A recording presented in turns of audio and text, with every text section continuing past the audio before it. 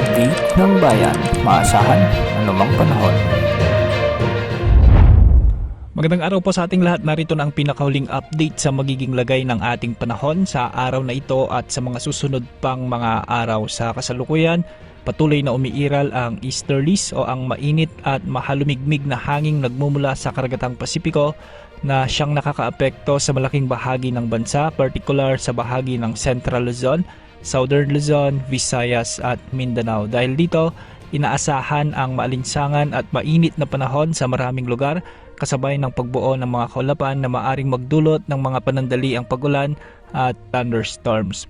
Para sa Surigao del Sur at Davao Oriental, makakaranas ng maulap na kalangitan na may mga kalat-kalat na pag-ulan at pagkulog-pagkidlat dulot ng easterlies. May posibilidad ng katamtaman hanggang sa minsan ay malalakas na pagbuhos ng ulan na maaring magdulot ng mga biglaang pagbaha o pagguho ng lupa, lalo na sa mga lugar na bulubundukin at mabababang lugar. Pinapayuhan ang mga residente na manatiling alerto at sumubaybay sa mga abiso ng lokal na pamahalaan. Samantala sa Ilocos Region, Cordillera Administrative Region at Cagayan Valley, inaasahan naman ang bahagyang maulap hanggang sa maulap na kalangitan na may mga panakanakang pag-ulan o thunderstorms. Ang mga ito ay dulot naman ng umiiral na localized thunderstorms na kadalasang nabubuo dahil sa matinding init sa buong mag-apon.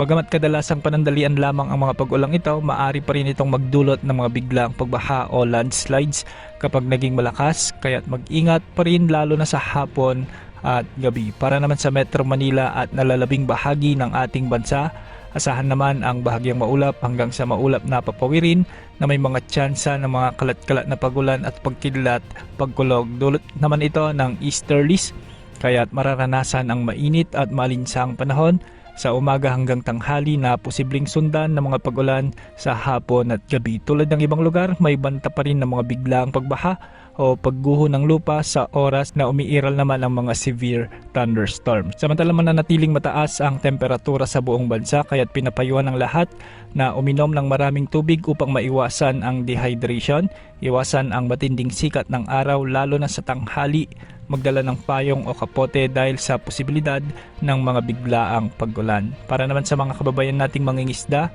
at may maliliit na sasakyang pandagat, inaasahang katamtaman ang mga pag-alon sa silangang bahagi ng bansa dahil sa easterlies. Pinapayuhan ng pag-iingat lalo na kung may mga umiiral ding mga thunderstorms. Sa ngayon, wala pang namomonitor na bagyo o low pressure area sa loob o labas ng ating area of responsibility. Gayunpaman, ayon sa mga long-range forecast mula sa ECMWF at GFS models, patuloy na binabantayan ang isang posibleng pagbuo ng sama ng panahon sa silangang bahagi ng bansa, particular sa karagatang sakop ng Western Pacific sa mga darating na linggo. Base o batay sa mga kasalukuyang simulation ng mga modelong ito, may indikasyon ng pagkakaroon ng low pressure area o LPA na maaring magsilbing panimulang yugto ng isang mas organisadong sistema.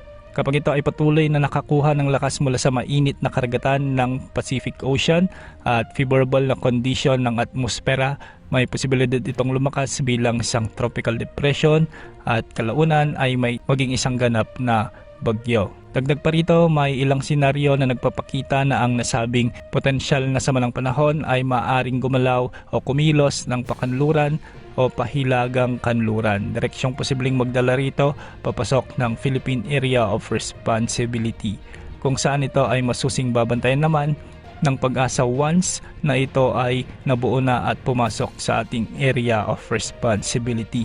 Gayunpaman, mahalagang bigyan diin na ang mga ganitong uri ng forecast ay nasa long range pa lamang o yaong mga prediksyon na lampas sa 5 hanggang 7 araw. Sa ganitong yugto, likas na may mataas na antas ng uncertainty. Ibig sabihin nito, posible pang magbago ang lakas, galaw o maging ang mismong pagbuo ng weather system nito habang papalapit ang mga susunod na araw. May mga pagkakataon ng mga ganitong binabantayang sama ng panahon ay hindi tuluyang nabubuo o kaya naman ay nagbabago ang direksyon at hindi na nakakaapekto sa Pilipinas. Kaya naman hindi pa ito dapat ikabahala sa ngayon bagkus ay magsilbing paunang impormasyon lamang. Pinapayuhan ang publiko na patuloy na tumutok sa mga opisyal na abiso at weather updates mula sa Pag-asa upang manatiling handa sa sakaling pagkakaroon ng pagbabago sa weather system na ito.